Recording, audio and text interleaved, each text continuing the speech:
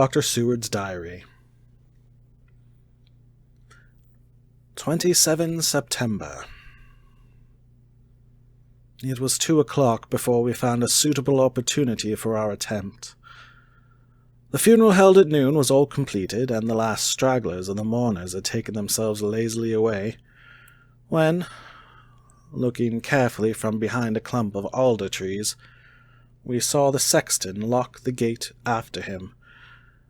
We knew then that we were safe till morning did we desire it, but the professor told me that we should not want more than an hour at most. Again, I felt that horrid sense of the reality of things, in which any effort of imagination seemed out of place, and I realized distinctly the perils of the law which we were incurring in our unhallowed work. Besides, I felt it was all so useless. Outrageous as it was to open a leaden coffin to see if a woman dead nearly a week were really dead, it now seemed the height of folly to open the tomb again, when we knew from the evidence of our own eyesight that the coffin was empty. I shrugged my shoulders, however, and rested silent, for Van Helsing had a way of going on about his own road, no matter who remonstrated. He took the key and opened the vault, and again courteously motioned me to proceed. The place was not so gruesome as last night, but, how unutterably mean-looking when the sunshine streamed in. Van Helsing walked over to Lucy's coffin, and I followed. He bent over, and again forced back the leaden flange, and then a shock of surprise and dismay shot through me. There lay Lucy, seemingly just as we had seen her the night before her funeral. She was, if possible,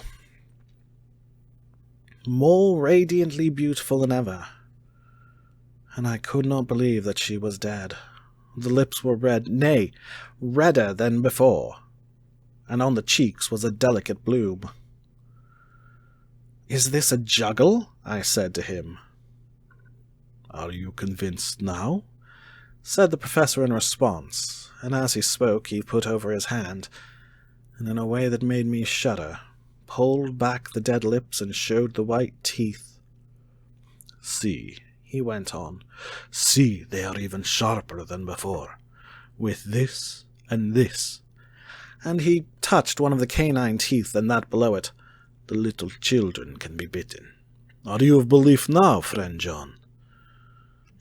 Once more argumentative hostility woke within me. I could not accept such an overwhelming idea as he suggested. So, with an attempt to argue, of which I was even at the moment ashamed, I said, "She may have been placed here since last night." "Indeed, that is so? And by whom?" "I do not know. Someone has done it." "And yet she has been dead 1 week.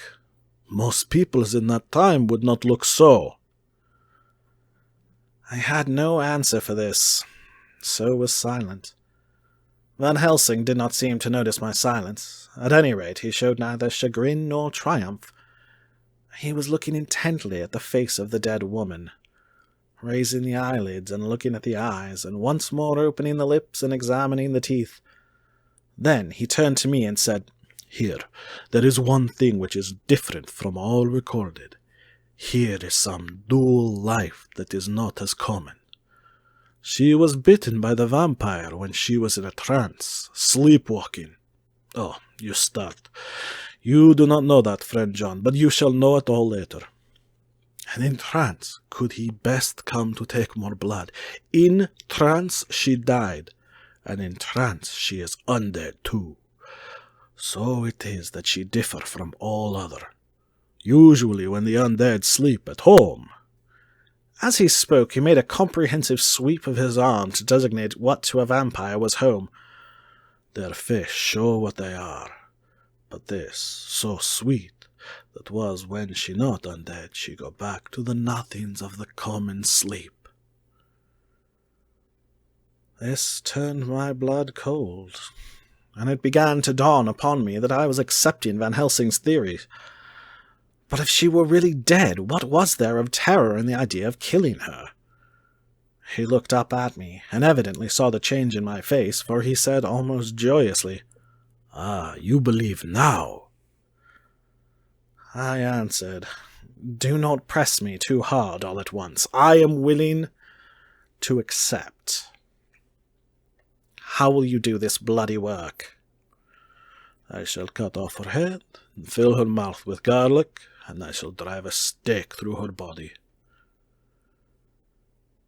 It made me shudder to think of so mutilating the body of the woman whom I had loved.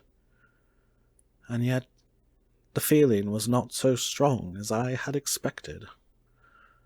I was, in fact, beginning to shudder at the presence of this being, this undead, as Van Helsing called it, and to loathe it. Is it possible that love is all subjective, or all objective? I waited a considerable time for Van Helsing to begin, but he stood as if wrapped in thought. Presently he closed the catch of his bag with a snap and said, "I have been thinking, and have made up my mind as to what is best. If I did simply follow my inclining, I would do now, at this moment, what is to be done. But there are other things to follow, things that are 1,000 times more difficult in that them we do not know. This is simple. She have yet no life taken, though that is of time, and to act now would be to take danger from her forever. But then we may have to want Arthur. And how shall we tell him of this? If you, who saw the wounds on Lucy's throat, and saw the wounds so similar on the child's at the hospital, if you, who saw the coffin empty last night and full today with a woman who have not changed only to be more rose and more beautiful in a whole week after she die, if you know of this, and know of the white figure last night that brought the child to the churchyard, and yet of your own senses you did not believe, how then can I expect Arthur, who know none of those things, to believe? He doubted me when I took him from her kiss when she was dying. I know he has forgiven me, because in some mistaken idea I have done things that prevent him say goodbye as he ought, and he may think that in some more mistaken idea this woman was buried alive, and that in most mistake of all we have killed her. He will then argue back that it is we mistaken ones that have killed her by our ideas, and so he will be much unhappy always. Yet he never can be sure, and that is the worst of all. And he will sometimes think that she he loved was buried alive, and that will paint his dreams with horror of what she must have suffered. And again, he will think that we may be right, and that his so beloved was, after all, an undead. No, I told him once, and since then I learned much. Now, since I know it is all true, 100,000 times more do I know that he must pass through the bitter waters to reach the sweet. He, poor fellow, must have 1 hour that will make the very face of heaven grow black to him. Then we can act for good all around and send him peace. My mind is made up. Let us go. You return home for tonight to your asylum, and see that all be well. As for me, I shall spend the night here in this churchyard in my own way. Tomorrow night you will come to me to the Berkeley Hotel at 10 of the o'clock. I shall send Arthur to come too, and also that so fine young man of America that gave his blood. Later we shall all have work to do. I come with you so far as Piccadilly, and there dine, for I must be back here before the sun set. So we locked the tomb and came away, and got over the wall of the churchyard, which was not much of a task, and drove back to Piccadilly. Note left by Van Helsing in his portmanteau, Berkeley Hotel, directed to John Seward, M.D. Not delivered. 27 September. Friend John, I write this in case anything should happen. I go alone to watch in that churchyard. It pleases me that the undead, Miss Lucy, shall not leave tonight, that so on the morrow night she may be more eager. Therefore, I shall fix some things she like not, garlic and a crucifix, and so seal up the door of the tomb. She is young as undead, and will heed.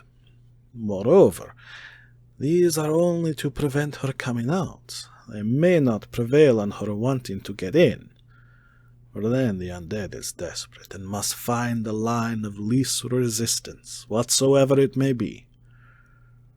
I shall be at hand all night from sunset till after the sunrise, and if there be aught that may be learned, I shall learn it.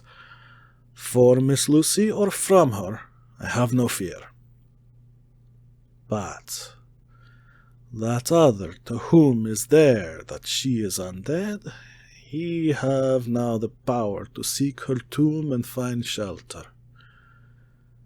He is cunning, as I know from Mr. Jonathan, and from the way that all along he have fooled us when he played with us for Miss Lucy's life, and we lost. And in many ways the undead are strong.